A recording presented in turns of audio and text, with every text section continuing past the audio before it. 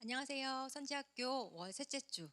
이번 주는 이웃을 사랑해요라는 제목으로 마가복음 12장 28절에서 34절 말씀 함께 나누겠습니다. 예수님은 이제 예루살렘에 오셨어요. 십자가에 못 박히러 오신 거죠. 이제까지 예수님은 지금까지 많은 병자를 고치시고 또 때로는 죽은 사람도 살리시고 하나님의 말씀을 다시금 풀어주시고 또 하나님 나라를 선포하시면서 많은 사람들이 예수님을 따랐습니다. 그러는가 하면 또 한편으로는 많은 적들이 생겼죠.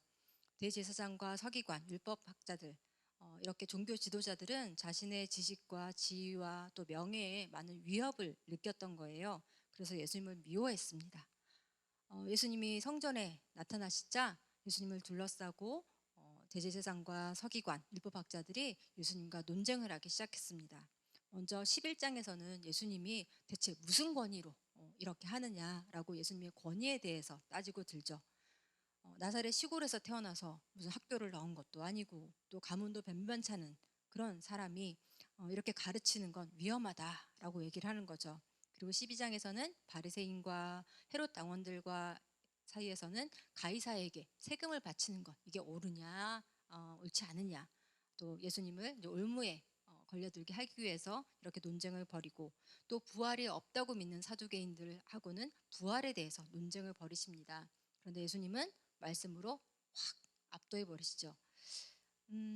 이렇게 예수님께서 탁월하게 변론하시는 것을 보고 서기관 중 한 사람이 예수님에게 질문을 합니다. 그런데 이 사람이 질문하는 거는요, 지금까지 대제사장과 서기관들과 또 율법학자들이 적대적으로 뭔가 예수님에게 적대감을 가지고 질문한 것에 비해서 이 서기관의 질문은 예수님을 올무에 걸리게 하거나 혹은 책 잡으려고 하는 질문은 아니었던 것 같아요.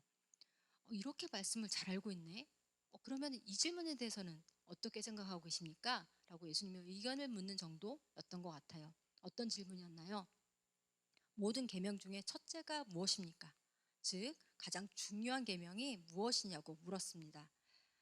왜냐하면 이스라엘 사람들은요 말씀은 곧 하나님의 명령이었고 또 이걸 어기면 큰일 나기 때문에 어떻게든 지키려 했습니다.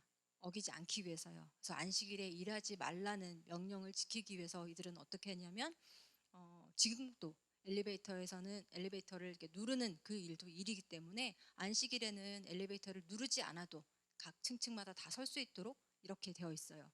그리고 안식일에는 일을 안 하려고 호텔 같은 곳에서 머물면서 또 안식일을 지키기도 하더라고요. 하지만 때로는 그 율법들이 서로 상충되는 경우도 있거든요. 법에도 왜 상위법이 있고 또 하위법이 있잖아요. 그럴 때는 이제 상위법을 먼저 기준으로 하죠. 어, 이렇게 유대인들도 율법을 지키려다 보니까 율법의 우선순위가 중요했던 거예요. 가장 중요한 법이 뭘까요? 하고 서기관은 예수님께 기대를 하고 어떤 탁월한 대답을 기대를 하고 예수님께 여쭙습니다. 그런데 예수님의 대답이 다소 좀 평범해요. 첫째는 이것이니 이스라엘아 들으라. 주 곧 우리 하나님은 유일한 주시라. 내 마음을 다하고 목숨을 다하고 뜻을 다하고 힘을 다하여 주 너의 하나님을 사랑하라 하신 것이다. 이 첫 번째 대답은 그들이 아침 저녁으로 유대인들이 아침 저녁으로 외우는 신명기 6장 우리가 흔히 쉐마라고 하는 쉐마 명령입니다. 너무나 잘 알고 있는 말씀이었죠. 그런데 가장 우선되는 계명이 무엇인지 여쭈었는데 두 번째도 대답을 하세요. 둘째는 이것이니 내 이웃을 내 자신과 같이 사랑하라 하신 것이다 말씀을 하시는데 레위기 19장 18절의 말씀을 인용하신 거예요. 그리고는 이보다 더 큰 계명이 없나니 이 두 명령을 하나의 명령으로 묶으시고 첫째와 둘째가 별개의 명령이 아니라 한 가지 명령이다라고 말씀을 하십니다. 우리가 잘 알고 있는 것처럼 하나님 사랑은 곧 이웃 사랑이다라고 말씀하시는 거죠. 왜 하나님 사랑이 곧 이웃 사랑일까요? 저도 이제 아이를 이렇게 첫째 낳고 둘째를 낳았는데 이 아이들이 커서 이제 좀 커서 이제 서로 싸우잖아요. 싸우기도 하는데 이 아이들이 싸울 때 한 번은 이리 와봐라고 이제 애들한테 좀 뭔가 이렇게 타이르려고 하는데 그때 번뜩 주신 생각이 뭐였냐면 얘들아 이렇게 성윤이 너도 엄마 딸이고 다현이도 엄마 딸인데 니네 둘이 싸우니까 엄마 마음이 너무 아프다.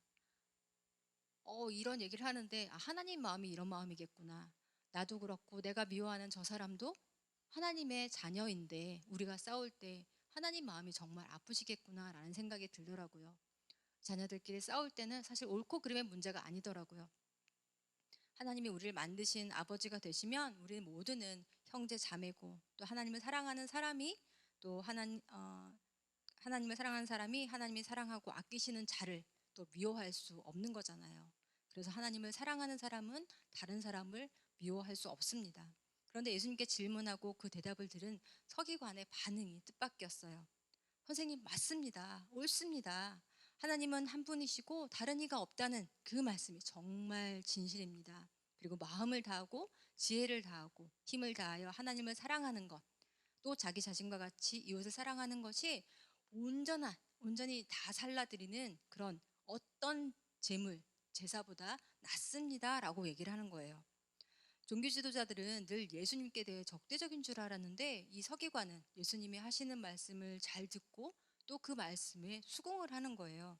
게다가 이 대화가 오고 간 장소가 어디였느냐? 바로 성전이었습니다. 성전은 뭐 하는 곳인가요? 제사를 드리는 곳이죠. 이 종교 지도자들에게 제사는 굉장히 중요한 것이었는데, 이 성전 안에서 종교 지도자들이 모여서 게다가 예수님과 논쟁하는 자리에서 이 서기관이 예수님, 당신의 말씀이 옳습니다라고 얘기를 하면서 제사보다 하나님을 사랑하는 것, 이웃을 사랑하는 것이 더 중요하다라고 얘기를 하고 있는 거죠. 이에 예수님도 드디어 예수님의 말씀을 제대로 알아듣는 사람이 있다는 것을 아시고 그를 칭찬하십니다. 네가 하나님의 나라에서 멀지 않다. 하나님의 나라는 마가가 처음부터 일관되게 주장했던 이 마가복음의 주제였습니다. 부자도 못 들어가고요. 어린아이와 같이 받들지 않으면 들어가지 못하는 그런 나라인데, 그 나라에 들어갈 수 있는 가능성이 높은 사람이 드디어 나타난 거죠. 그런데 왜 들어갔다가 아니고 멀지 않다고 하셨을까요? 서기관이 말한 내용이 무엇이었나요? 하나님을 사랑하고 이웃을 사랑하는 것이 가장 중요한 계명이다라고 얘기를 하고 있는데, 서기관은 그것을 잘 알고 있었죠. 오늘날도 지식이라는 것이 사실은 신분 상승의 중요한 도구가 되고 있잖아요. 그래서 율법을 연구하고 기록하는 서기관, 율법학자들에게 율법은 그들의 어떤 삶의 도구였습니다. 이런 사람들의 치명적인 약점이 뭐냐면 아는 만큼 그렇게 살아내지 못한다는 점입니다. 그런데 이 일 후에 예수님께서 서기관들을 삼가라고 말씀을 하시는데, 마가복음 12장 38절에서 40절을 보면요, 그들이 외식하는 것을 주의하라고 말씀을 하세요. 외식이 뭐죠? 밥에서 밖에 나가서 밥 먹는 거 말고요, 속은 그렇지 않으면서 다른 사람이 보기에만 그럴듯하게 꾸미는 그 행위를 외식이라고 하는 거죠.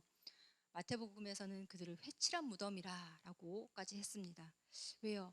겉으로 보면 지극히 거룩한 하나님을 사랑하는 사람처럼 보이는데, 율법을 철저히 지키려고 하는 그 이유, 마음의 동기를 알고 보면은 율법을 어기지 않는 것, 그러니까 율법을 어기는 자가 되지 않으려고 하는 거예요. 하나님을 사랑해서 하나님의 마음에 합한 자가 되려고 하나님의 말씀을 지키는 게 아니라, 나는 잘못한 게 없어. 나는 책 잡을 게 없어. 그러니까 내 의의를 드러내고 싶어 하는 그 마음이 더 앞서는 거죠. 스스로 당당해지기 위해서 어떻게 하면 율법을 어기지 않을 수 있을까 진지하게 고민하고 또 생각했던 겁니다. 겉으로 보기에는 비슷해 보여도요, 엄마한테 안 혼나려고 열심히 공부하는 아이와 또 공부 자체가 좋아서 공부를 열심히 하는 자녀는 굉장히 큰 차이가 나오죠. 겉으로 보기에는 비슷해 보여도 하나님도 우리가 하나님께 안 혼나려고 율법을 지키는 걸 원하실까요? 아니면 정말 그 율법을 주신 하나님의 뜻을 알고 그 뜻대로 지키기를 원하시는 걸까요? 이런 점에서 우리는 행동보다는 마음을 훈련하는 게 더 중요할 것 같습니다. 아이들에게도 하나님을 사랑하고 또 이웃을 사랑하도록 가르쳐야 하는 거죠. 그런데 우리는 어떻게 가르치고 있나요? 다음 중 어떤 계명이 가장 중요할까요? 1번 안식일을 지키라, 2번 남의 것을 훔치지 말라, 3번 하나님을 사랑하라. 정답 3번 100점. 하나님을 사랑하고 이웃을 사랑하는 것이 중요하다는 것을 아는 것으로 그칠 때가 참 많습니다. 아는 걸로 하나님을 사랑하고 이웃을 사랑할 수 있을까요? 말로만 사랑할 수 있을까요? 마음이 바뀌어야 하고 마음이 있다면 행동도 따라오겠죠. 앞서도 대제사장과 율법학자들이 예수님과 신학적인 논쟁을 막 벌이죠. 부활, 권위, 예, 좋습니다. 아는 거는 좋은데 그 신학적인 논쟁을 이제 옳고 그름을 따지면서 비난하고 또 누군가를 올무에 걸리게 하고 이게 과연 하나님의 말씀을 하나님 그 율법을 주신 하나님의 뜻대로 우리가 살고 있는 모습일까요? 성경을 공부하고 신학을 하는 이유와 목적도 말씀을 잘 실천하기 위해서인데 내가 잘 안다는 것만 자랑하고 또 그렇게 살지 못하면 사실 수치스러운 일인 거죠. 근데 제가 이렇게 제자 훈련을 받으면서 사실 그랬습니다. 처음에 제자 훈련을 시작할 때는 어,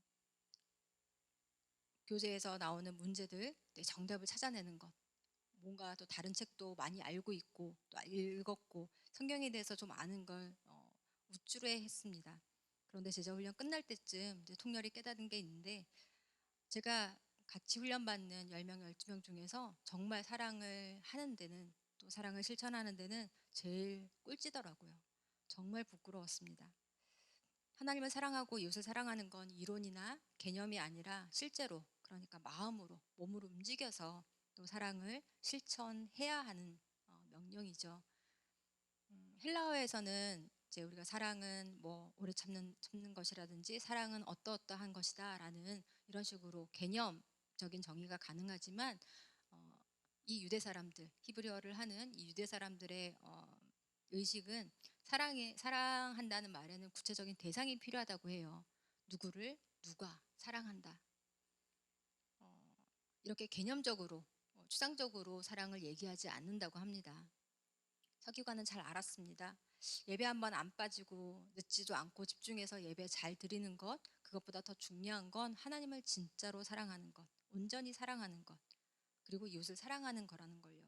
하지만 머리로 아는 데서 그치지 않고 진짜 그렇게 하는 자가 하나님 나라에 들어간다고 예수님께서는 말씀하고 계시는 거죠. 우리는 하나님 나라 이런 기준에서 볼 때 하나님 나라 어디쯤 우리는 서 있을까요? 하나님 나라에서 멀리 있는 분은 없으시겠죠? 사랑받은 사람이 또 사랑할 수 있습니다. 하나님의 한량없는 사랑을 우리가 정말 경험한 자, 사랑을 받은 자의 반응, 또 기쁨을 통해서 우리는 하나님의 사랑을 증거하고 또 가르칠 수 있을 거예요. 그래서 우리 선생님들이 먼저 하나님을 사랑하고 하나님의 눈과 마음으로 아이들을 대할 수 있기를 기도합니다. 말로 가르치는 것이 아니라 우리의 눈으로, 우리의 또 손길로, 또 우리의 행동으로 우리 아이들에게 하나님의 사랑과 또 이웃에 대한 사랑을 가르칠 수 있는 우리 선생님이 되시길 바라면서 오늘은 시를 하나 들려드리고 말씀을 맺겠습니다. 딸을 위한 시, 마종화 시인의 시인데요. 들려드릴게요. 딸을 위한 시. 한 시인이 어린 딸에게 말했다. 착한 사람도 공부 잘하는 사람도 다 말고 관찰을 잘하는 사람이 되라고. 겨울 창가의 양파는 어떻게 뿌리를 내리며 사람들은 언제 웃고 언제 우는지를. 오늘은 학교에 가서 도시락을 안 싸온 아이가 누구인지 살펴서 함께 나누어 먹기도 하라고. 예, 기도하겠습니다. 사랑의 하나님, 우리는 하나님 외에 사랑하는 것들이 너무 많습니다. 그러나 우리를 길이 참으시고 끝까지 사랑하신 하나님의 마음을 알고 머리로만 아는 것이 아니라 마음으로 우리 삶으로 하나님을 사랑하기 원합니다. 나뿐만 아니라 나를 때로 화나게 하고 가까이 하기 싫은 사람들도 하나님의 형상으로 지음받은 하나님이 사랑하시는 자녀임을 기억하게 하옵소서. 하나님의 마음으로 우리 이웃들을 사랑할 수 있는 우리가 되게 하옵소서. 시끄럽고 분주한 우리 마음을 주님의 사랑으로 가득 채워서 말만 아니라 우리의 눈길과 손과 발도 주님의 사랑을 실천하는 도구가 되게 하여 주옵소서. 사랑하는 사람이 되게 해 주옵소서. 예수님의 이름으로 기도드립니다. 아멘.